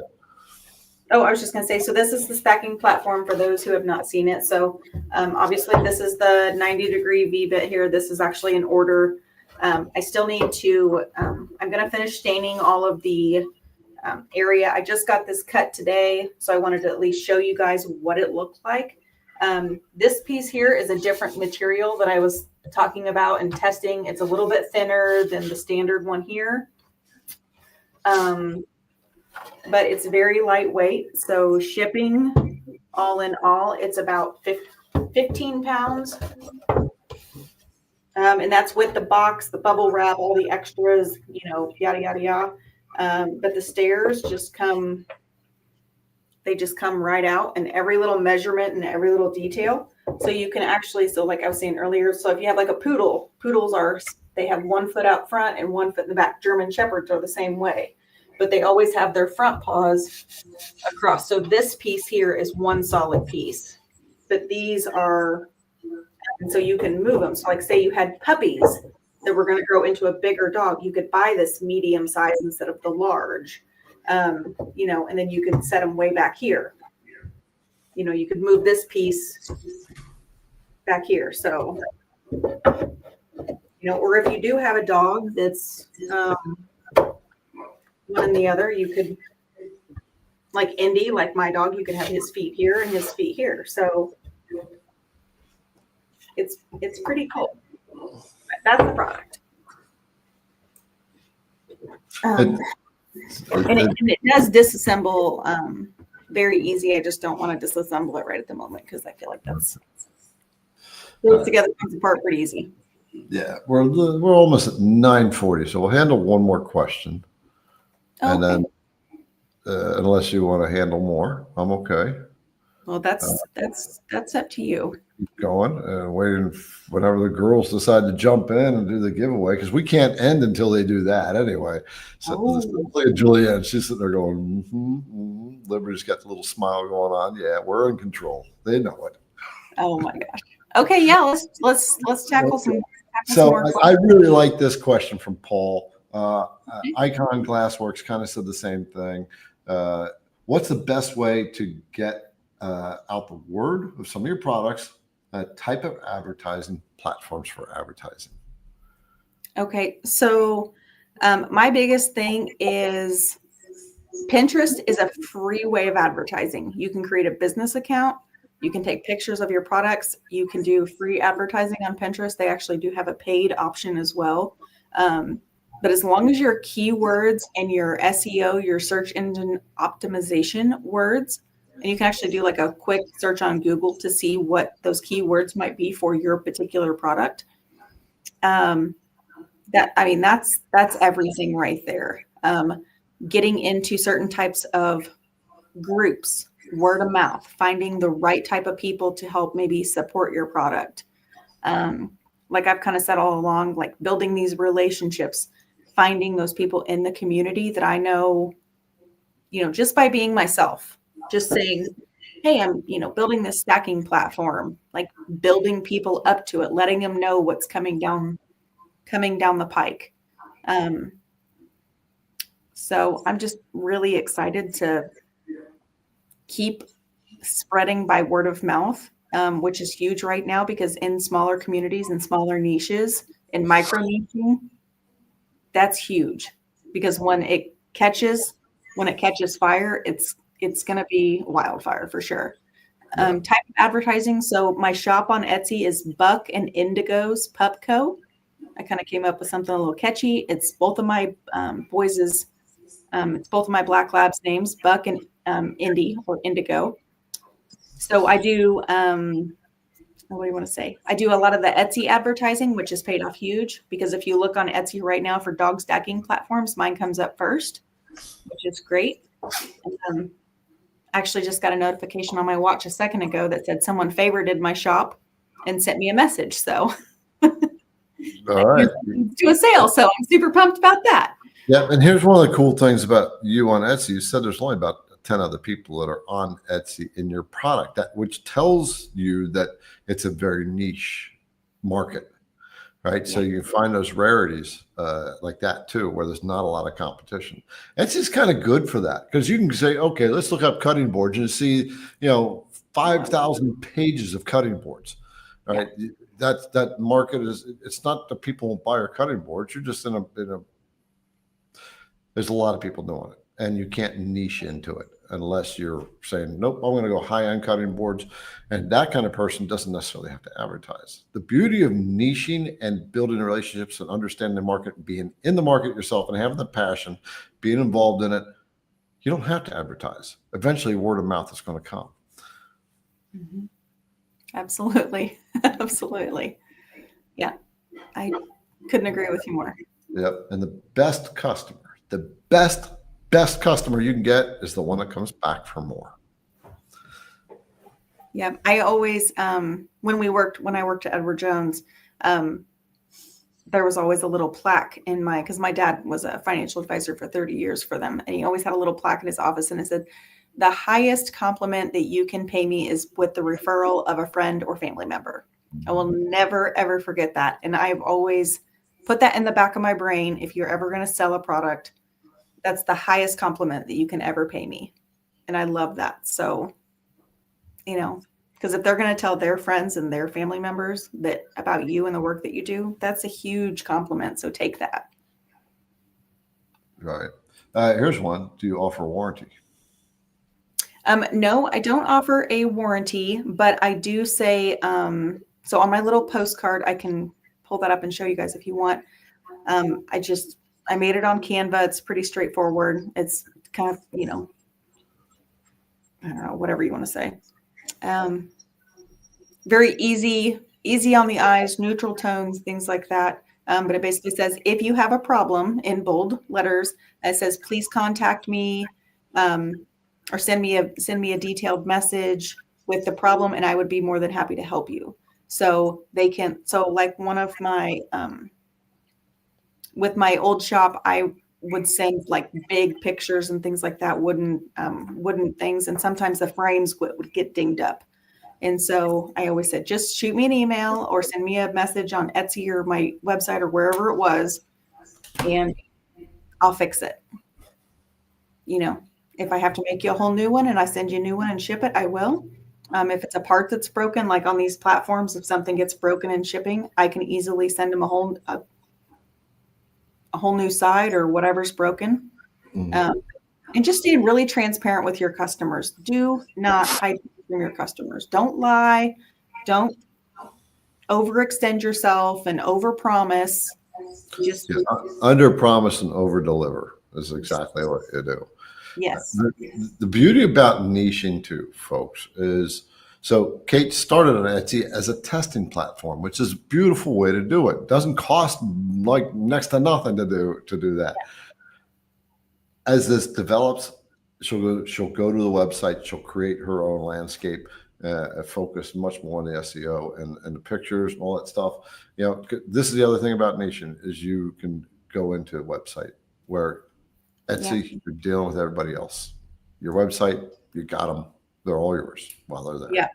Well, I mean, and that's what I did. So I have my own, actually I have two websites. So I have my riseandshinewoodsigns.com. And I love that website. It turned out beautifully. That's where my paint parties, websites and things were. And then I have my Women Who CNC website, which is great. That's more of a work in progress. It has a lot of great things, but it still needs a lot of work. But I mean, I'm eventually going to, once I get everything nailed down a little tighter here and I get maybe another product or so, like the boxes nailed down, I'll probably kill my Rise and Shine platform and move that over into Buck and Indigo's Pupco. Yeah. and transform everything. This is part of letting go of the old so you can bring in the new. There's a rule out there: the universe hates a vacuum, right? It's a vacuum. Hates a vacuum. It's like if you empty out a room, you can't stand it. You're going to put stuff into that room eventually, right? Yeah. Fill it up. You're like, that couch is old. Just throw the darn couch away. Nature can't stand a vacuum, but it's the same way with this. You close down the rise and shine. You're split, right? You close that down and put it all into this, right? Now you've created this central place, and now it's a vacuum where this rise and shine was. That fills up in your new business, right? And as you move along, focus on. And I never ever thought that I would close my rise and shine wood sandstone ever. Like I know you can probably see like up here, like it's there. But it's hanging in my office. It's this is my downstairs office. It's not out in my shop anymore. I took it down. I'm moving on. I'm moving in a different direction. There's a time and a place for everything, and some things just need to be left in the past, and you just move on. Yep. Scott was saying, are you on LinkedIn? I might be from when I was at Edward Jones. No. I mean, but that's been 10 years since I've been there. So, or not 10 years, like 5 years since I've been there, but. Right. Don is asking, when are we going to learn about the new bit? So we've been in a development of a new CNC router bit for quite some time now. We've got it developed, we've got it tested, and now we're working on the packaging and stuff. And it's been a long process. The entire IDC team has been involved in it throughout the whole process. Plus the tooling company doing the design, prototyping. It's a totally new bit that everybody's going to want. It's the bit you never knew you needed to have. I love it. I'm excited. Yeah, me too. Let's see. We got from Prot. Said, Kate, where do you normally buy your materials? My local hardwood supplier closed, and I live way out in the sticks. Do you buy in bulk? Well, Frank, I can appreciate that you live out in the sticks because that's where I live too. We live so far out in the sticks. I have Starlink. We can't even have regular internet like a normal person in 2025. We have to have Starlink for our house. So I can appreciate you living in the sticks. I normally buy my materials. So we do have a local hardwood dealer about 25 minutes from us. But I have really found that Lowe's and Home Depot have been great for what I need. I'm not overly sold on their prices, but I will tell you this: if you work with a Lowe's Pro membership, you can get a little bit of a discount, which has been really helpful. I have not bought in bulk before, but I do have a new Lowe's Pro rep at the store that's close to me. I know Home Depot has the same services. And so you can say, hey, I need 42 of these boards, and he'll make sure there's 42 boards for you when you go in to pick them up. So, Yeah. Buy as much as you need, but don't buy bulk until you know you're going to need it. Right? Yep. Until you know you can project out. One more. Let's see, Paul. It says, Garrett, is it true that you now have a distributor in Canada? You heard a rumor. We are working on that. Right now, we do have someone that sells some of our bits, and it's they'll put the link in there. It's cncbits.ca. They don't have the full line. We're working on getting them geared up as a distributor, so they will have the full line. But there's logistics involved in that too. Every move like that is logistics. yeah, absolutely.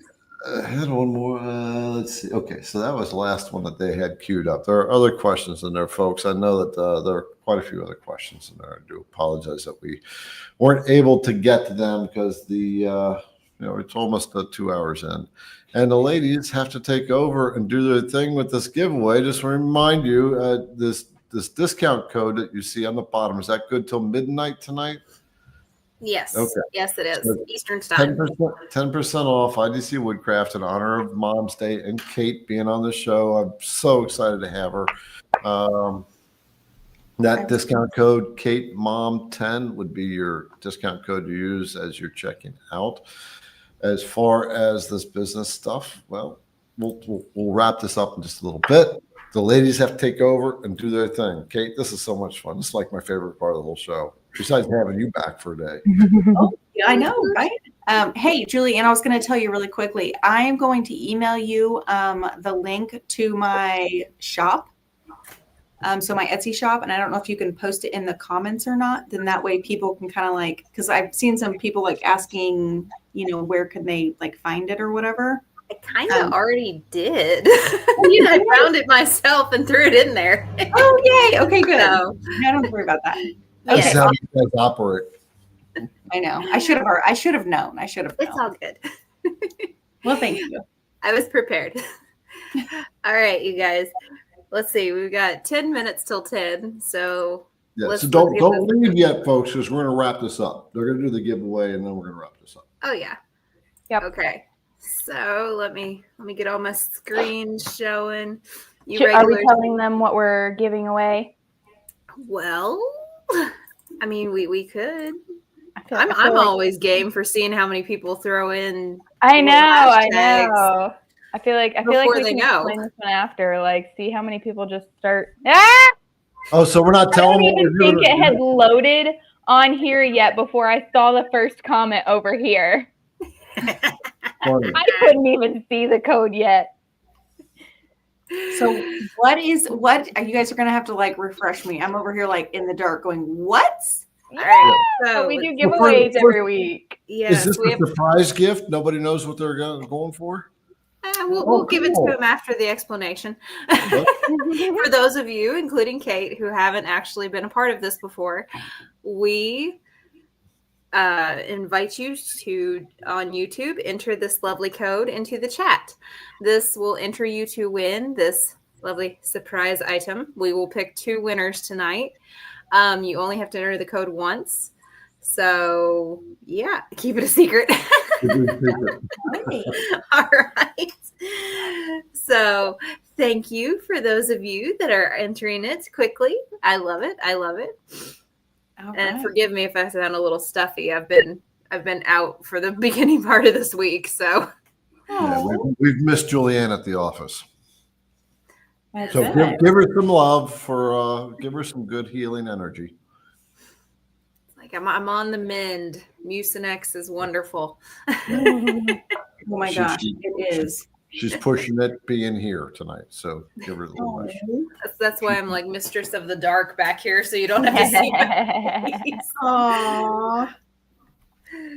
So enter this hashtag in, folks. Love Rich the new Rapture says hashtag I love the new bit. Nah. The prize is a flea collar, Mark.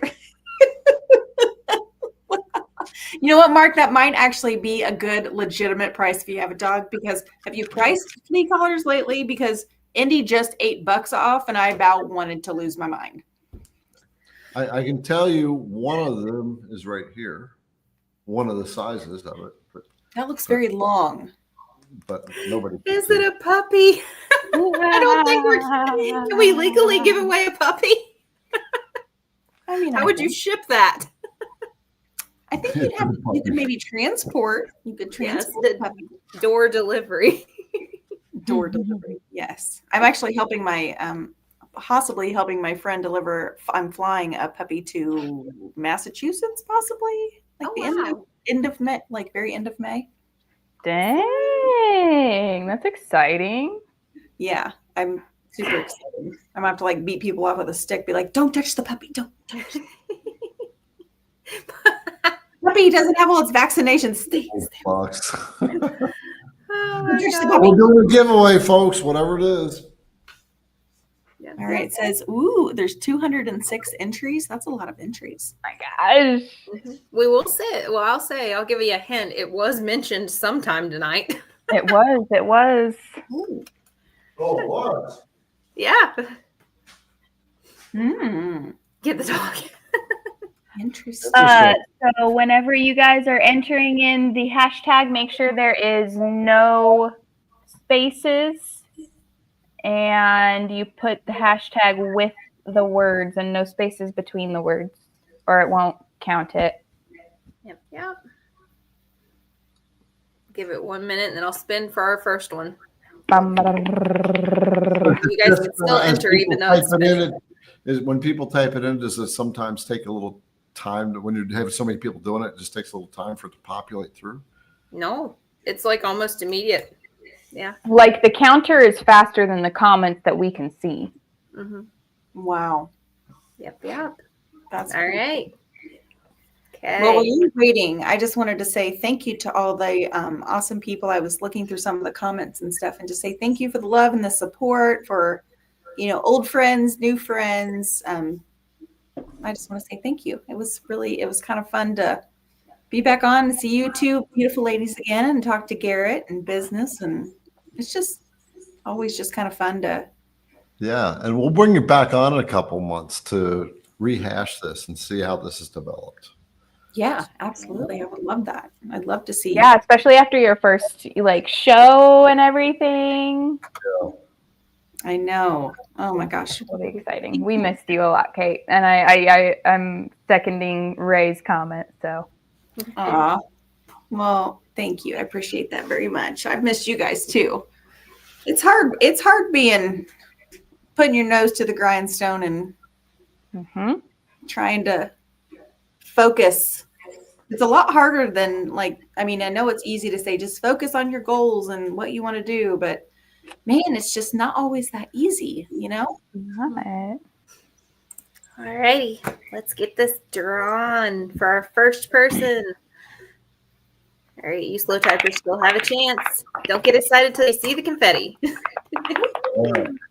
Wait for the confetti. Wait for the confetti. I just have to repeat that in my head. Ellen! Ellen! Woo! We don't know what you won, but you won. We're not telling. Yeah, it's your sister Ellen out there, Kate. Liberty is playing up with Ellen, by the way. Yeah, that's awesome. I love that. They were All right. inseparable at the Vectric show. I could 1000% see that. Right. Those two would be like two peas in a pod. Yes.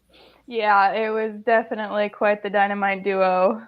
You would be the squirrel to her rabbit hole. Absolutely. Oh boy. In fact, I'm going to make you guys t-shirts that say that. Oh my gosh. I love it. All right, we got some last minute entries for our second drawing. And everybody who entered before, you're still in the drawing. Yes. Yeah, All right, so are we still don't know what you're giving away. ready to let this roll? Ellen will be happy. All right. Yeah. We have 222 entries. Woo! Let's go.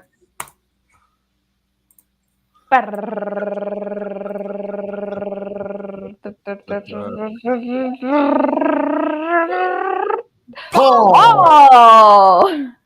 Okay. That's All going to be so painful for the people who their name is sitting there. It's like, it's me. And then the next one comes up. It's painful to watch it a lot of the times too, because the amount of times that Ellen will be the name just before the winner, I'm like, Congratulations. What did these guys get? Well, they get to go over to our website and enter our contact us form.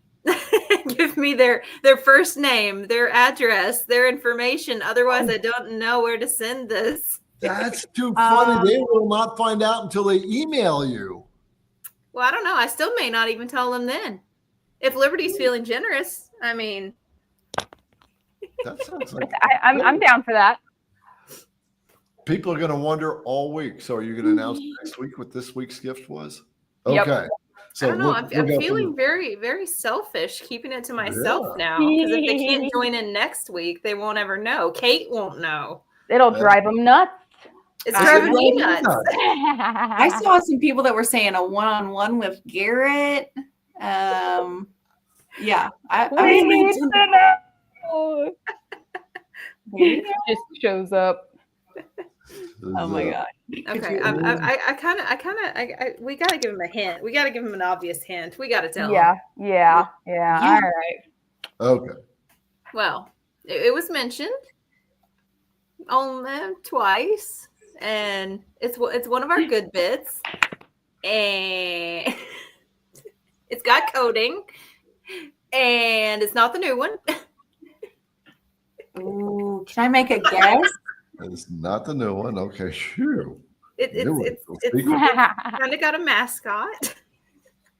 I was gonna say They already got it. I've seen multiple hogs. Yes. the hog. The hog. Yep. I did see that on the website. I saw that they now have that. What is it? What's kind of coating is that called? It's Zirconium zirconium carbonitride. Okay. So Thank you for saying that. RCN. Yep, there it is. That's what they're giving away. Yeah. Nice. They're always giving away. Julianne and I were discussing earlier what to give away, and I was like, "Well, what is she like? Is she using does she have a favorite IDC bit that she's using on her new stuff? Let's go with that." And of course, I mean, it's been a while since we've given away a hog. It's a fan favorite. It has so many uses. I got to use it for the first time. And we also have I to send remember Kate a new when- one. I remember when it first came out, everybody was so terrified to use it, and I was like, "Let's go!" And I love that bit, and I really like it. I like it. I can't remember. Correct me if I'm wrong. Is it searing or shearing? Shearing. Shearing. SH shearing, like the shearing action. Okay, so I really like the shearing action on the hog because it cuts like butter, and it doesn't like super duper fray the edges on the wood like if you're using pine. Now it still does, but it's not near as violent as what the Beast does. Now I really like the Beast on the on super hardwoods. But man, I really like the hog. I like the hog because of the length of it, and I really like it because it's just the searing action on it. I don't have near as much cleanup, which is so nice for so many things. Yeah, I was honestly very impressed when I used the hog for the first time how clean of a rough edge it left on everything. It really does. It's really, really cool. How do they claim their prize? Ellen and Paul? Well, I mean, Ellen, I've got your info, but Paul, you can go to our website and click the contact us form and give us your name and your address and your email and all that good stuff, and we will get it sent to you. What's the subject line? Wednesday winner. All right. So cool. So cool. Congratulations, Paul. Congratulations, Ellen. Yay. My favorite part of the show. And folks, give the ladies, all three of the ladies, some love, right? They're spending their evening with you, right? To hang out and chew the fat. And they just put their time in on this stuff. So, all right, let's, ladies, I'll bump you in the back briefly, and then we'll bring it right back. But I do want to wrap this thing up, put this in a nice package bow on this whole niche thing, right? What would be maybe the three pieces of advice you would give people who are looking to create a business? They want to turn it profitable. You have to make it profitable, otherwise you don't have a business, right? Yep. What would be maybe one of the 3 pointers you might want to give?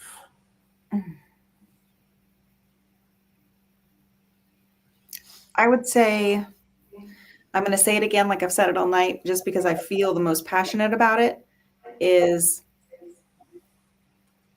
find something that you really find joy in. My one piece of advice or challenge to you until I see you guys again would be to find something that makes you happy, something that you enjoy, and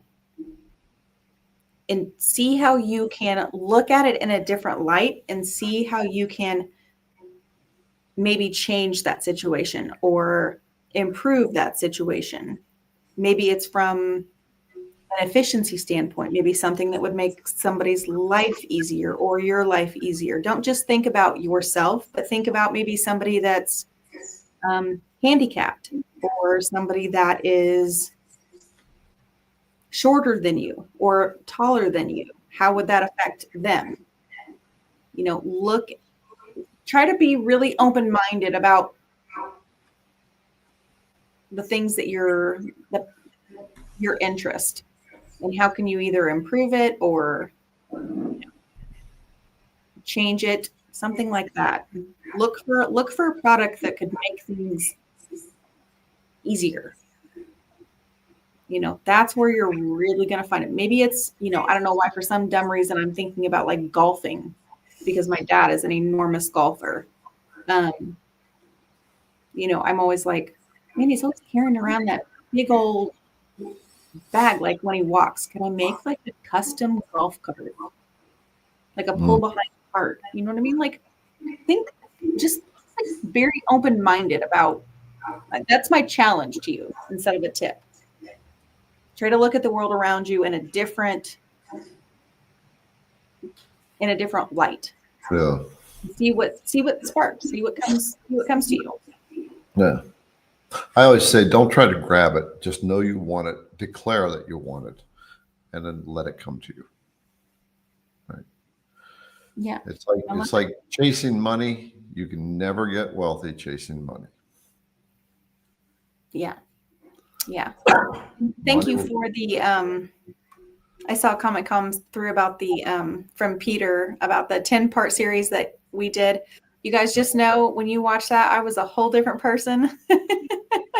I was a mess express. I didn't know whether I was coming or going half the time. So when you watch it, just watch it with a grain of salt and know that you can see me now and that there is growth that happens from doing the hard work, you know. Yeah. And it takes time. It takes time. Be patient. Mm-hmm. All right, sister, thank you for taking your night off to share this interesting subject. I was so excited to have you and to get into this, because I know now you see what I've been trying to, had been It's teaching. like, yeah. oh. And you don't in business, you never see the path until you've made it. You can't tell how you got there until you got there, and then you can look back, right? Yeah. And next year, it's going to be this head is going to be bigger. It's going to be more expanded. You're going to think differently, even more. I hope so. It never changes.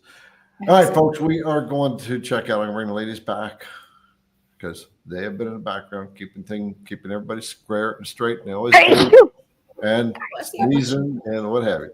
So anyway. So we all, with our love, wish you a great Wednesday night. Do we have anybody coming next week? No, just me. Okay. At this point, just me on the live show next week.